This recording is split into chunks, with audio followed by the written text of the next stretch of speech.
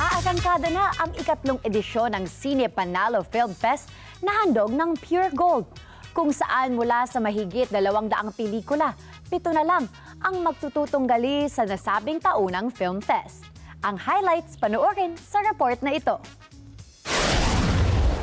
Opisyal nang ipinakilala ang mga pelikula na kalahok sa ikatlong edisyon ng Cine Panalo Film Fest para sa taong ito. Mula sa mahigit 200 mga pelikulang isinumite ay 7 lamang ang magtutunggali sa taunang Film Fest sa bansa. Handog ito ng Pure Gold at bawat isa sa kanila ay tumanggap ng 5 million peso grant upang mabuo nila ang kani-kanilang mga obra. Thank you, Cine Panalo Pure Gold, Direct Chris, thank you po sa jury, thank you for the trust.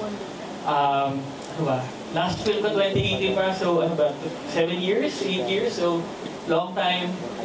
Yung 7 years na hindi yun, nagpahinga lang ako, nag-rest, nagbakasyon.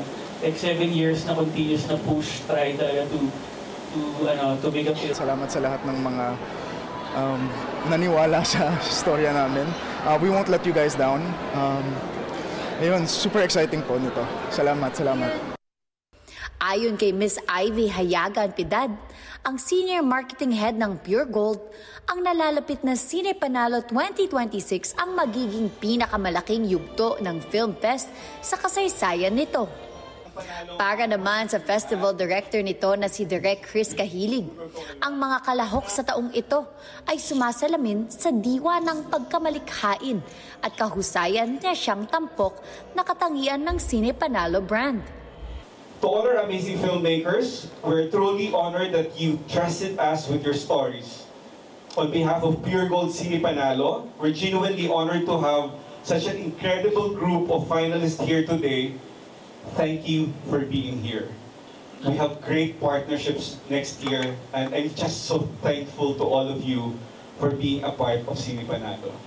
Ngayong nasa ikatlong taon na ito, patuloy na nagsisilbing plataporma ang nasabing Film Fest para sa mga Pilipinong filmmaker upang maisakatuparan ang kanilang mga proyektong pangarap. Ilan sa mga pelikulang kalahok noong mga nakaraang taon ay naging kalahok na sa mga prestihiyosong international na film fest sa Europa, Asia at Africa.